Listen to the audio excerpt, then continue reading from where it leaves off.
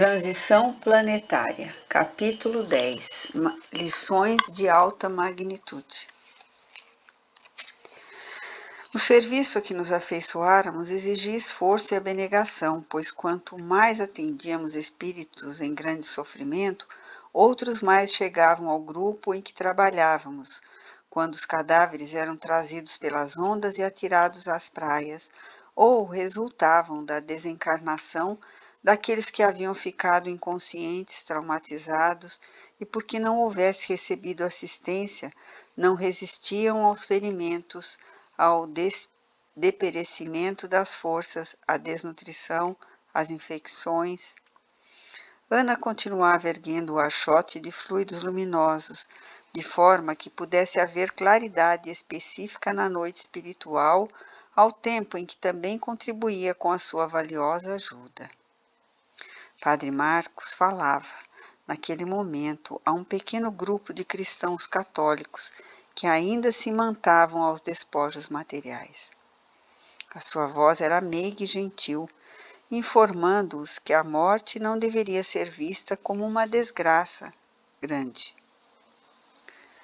Todos, quando nascem, estão assinalados para morrer, enunciou o amoroso, porquanto este é o ciclo da vida.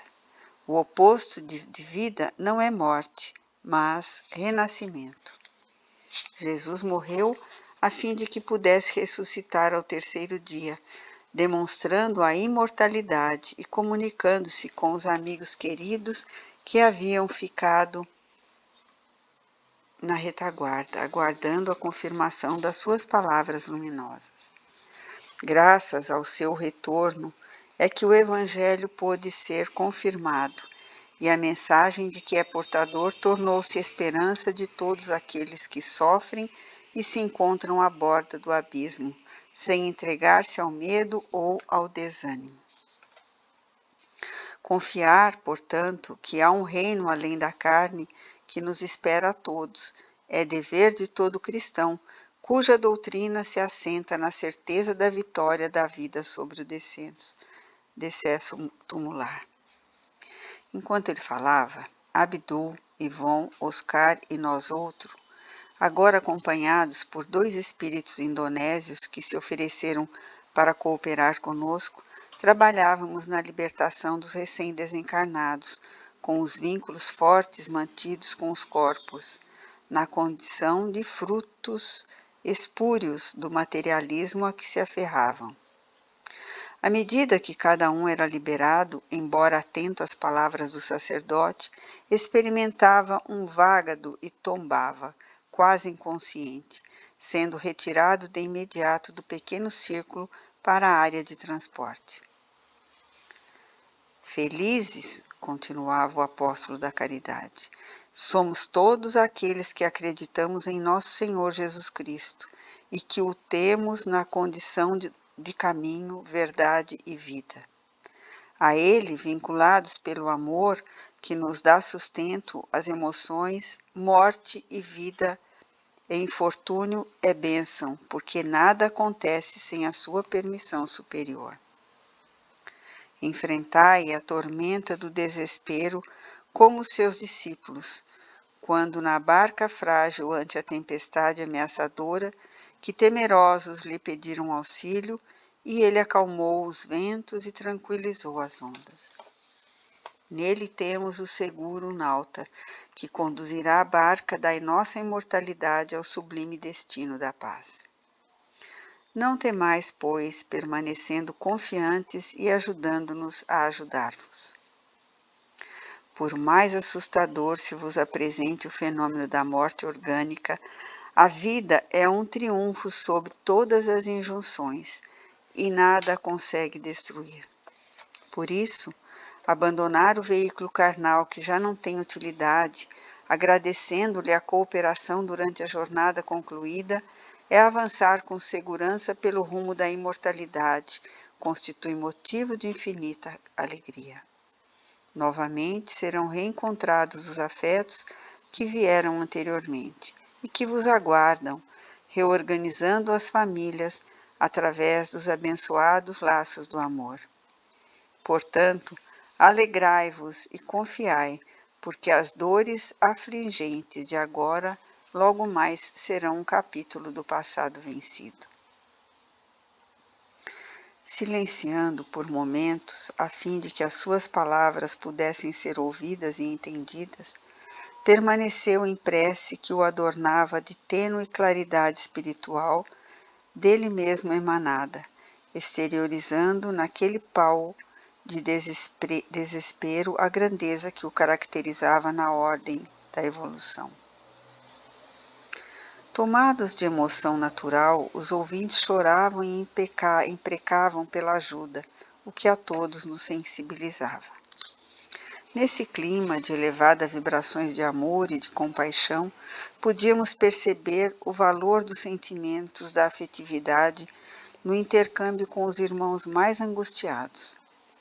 Se o amor não puder atender os objetivos essenciais para os quais se constitui, a sua finalidade é utópica e vã.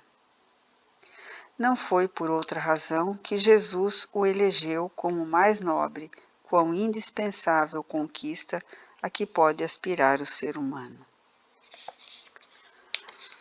Ao mesmo tempo que nos alegrávamos com os resultados da convocação do Padre Marcos, constatávamos os resultados infelizes decorrentes da leviandade e da ilusão a que se permitem os indivíduos que se encontram distantes do conhecimento da realidade espiritual.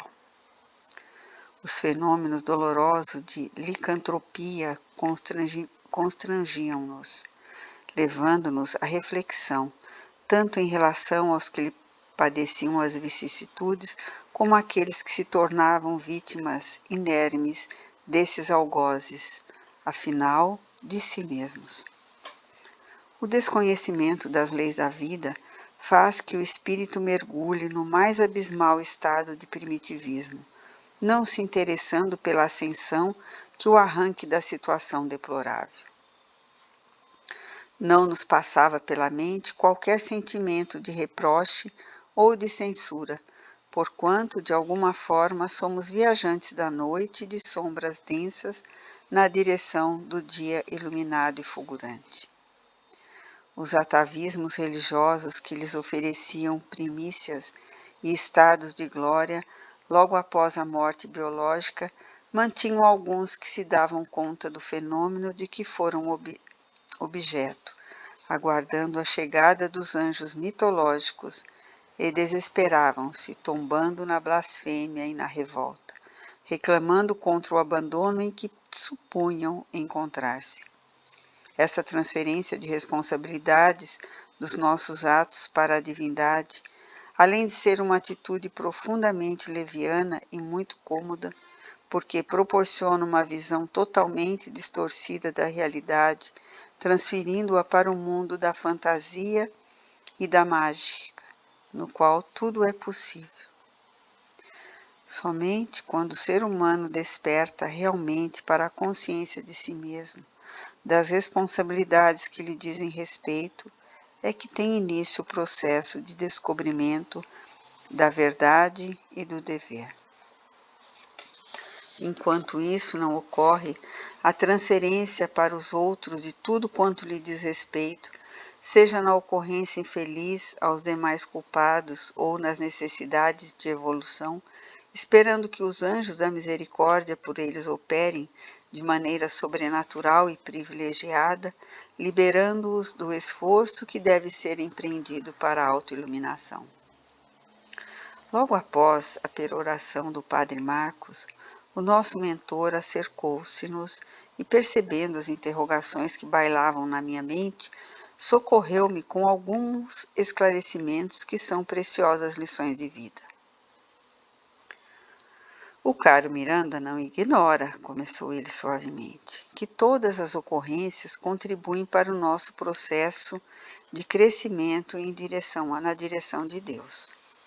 Até agora, infelizmente, as religiões, embora o imenso respeito que devotamos a todas elas, aliás, ainda muito necessárias, firmam-se em condutas mágicas e não racionais, não responsabilizando seus fiéis a respeito dos seus atos, que respondem pelas consequências que sempre os alcançam normalmente em clima de aflição, por causa dos seus conteúdos morais negativos. Apresentando os seus deuses ou profetas especiais, alguns dos quais vítimas de transtornos de conduta que mesclaram as informações superiores com os próprios conflitos, dando lugar a revelações castradoras e perversas. Propõem-se como responsáveis pela palavra de Deus, humanizando-o e limitando-o às suas paixões, distante da grandeza imarcessível e infinita do Criador, dando-lhes aparência de verdades indiscutíveis. Mais preocupadas com o exterior, as fórmulas e preceitos do que com o sentimento interno dos devotos, laboram pela quantidade de adeptos, sem a maior preocupação de os qualificar para a existência breve na Terra, e a seguir a imortalidade em que desde o corpo se encontram mergulhados. Incapazes de entender a casualidade absoluta do universo, elaboram os seus conceitos na linguagem pobre das suas necessidades e arrastam as multidões que ainda não sabem pensar, trabalhando-lhes o fanatismo doentio, herança do primarismo espiritual, como um mecanismo de salvação imediata, bastando pequenos esforços humanos para a eterna recompensa, ou, quando isso não é conseguido, a terrível punição eterna, sem a mínima possibilidade de receber-se misericórdia ou compaixão. Apesar disso, informam com empáfia que o Pai todo amor é também todo misericórdia, numa colocação paradoxal absurda. Cambaleiam então no mundo físico esses autômatos da fé, sendo transferidas para o mundo espiritual.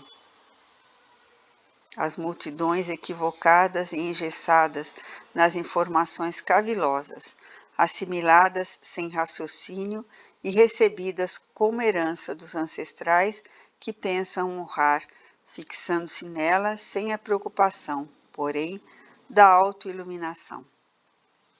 Os seus dogmas, os seus cerimoniais, todos elaborados com crueldade, amesquinhando o ser humano, escravizam-nos ao temor e mantêm-nos na ignorância em que se encarceram, sendo muito difícil esclarecê-los nos primeiros tentames após o decesso tumular. Aquietou-se por um momento, olhando entristecido a imensa mole espiritual que estorcegava na alucinação e no desespero sem limite, dando continuidade. É nesse estágio do sofrimento que a compaixão dos céus recambia esses sofredores de volta à abençoada escola terrena para o ministério da reencarnação, em expiações severas ou provações rudes, facultando-lhes o entendimento das leis de justiça e dos deveres que devem constituir a pauta de todas as existências. Mesmo negando com ferocidade a doutrina dos renascimentos carnais, isso não impede que ela seja uma lei universal, ocorrendo em toda parte como bênção de incomparável significado, sem a qual nos manteríamos nas faixas iniciais da evolução sem chances de desenvolvimento intelecto-moral. Perfeitamente compatível com a lei de progresso que somente ocorre ao longo do processo das experiências pessoais, a reencarnação, a pouco e pouco, faz que o Deus interno desenvolva-se e agigante-se no imo do espírito, emanando-o a Deus. Acompanhando as dores acerbas que dominam esses milhares de espíritos equivocados na sua maneira de acreditar na vida abundante, das suas fixações nos interesses transitórios como se fossem permanentes, mais uma vez damos-nos conta de como ainda os vivem na infância espiritual as criaturas terrestres habituadas aos caprichos do egoísmo, sem as gratificações sublimes da solidariedade e do amor. Religiosamente, todos estamos informados de que o túmulo não significa aniquilamento. Portanto, sabemos que a vida prossegue.